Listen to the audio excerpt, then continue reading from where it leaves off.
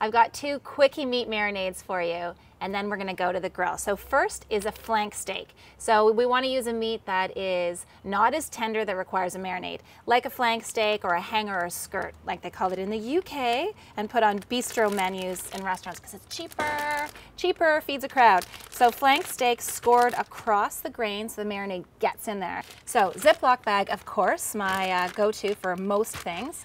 And in a little measuring cup, we go a third, a third, a third. Simple.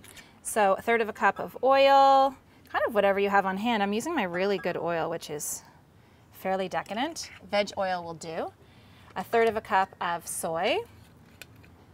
And this doesn't really require measuring if you do it in a 2-cup measure, and it doesn't really require a recipe because you kind of can't forget this. Now, if you have a red onion, throw it in. Some fresh ginger, throw it in. Some fresh garlic, throw it in. Or if you can't be bothered, just do a third, a third, a third.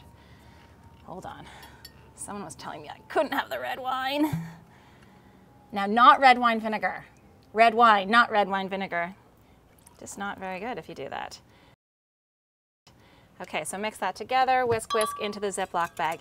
You want to marinate this for 24 hours. You can even leave it in your fridge for 2 days. So stir it all together. Again, if you have the fancy stuff like the ginger, garlic, red onion, throw it in too. That's all you need to do. After this is rested for a day or two, you throw it on a hot grill.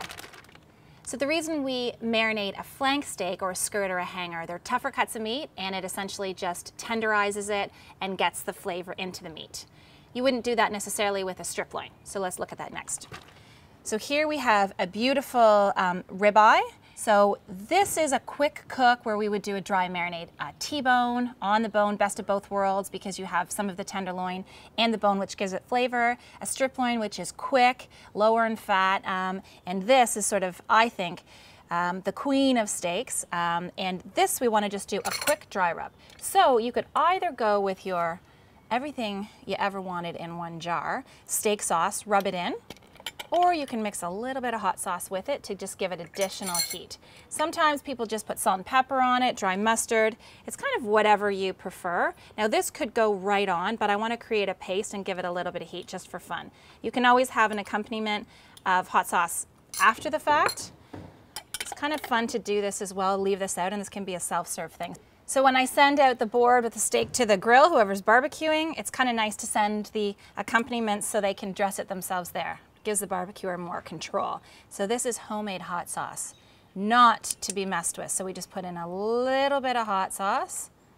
Again, a great accompaniment afterwards. We mix this together to form a paste.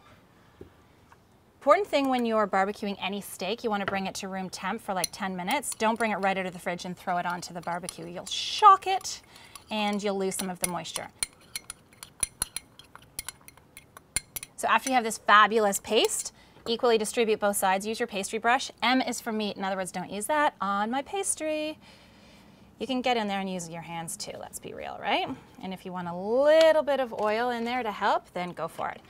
You want to make sure your meat is at room temp, that your grill is ready. This is fresh horseradish. You can have this on standby for after. You can mix it with a little bit of oil, or you can leave it dry as is to put an accompaniment on the end. All right, these bad boys are ready for the grill.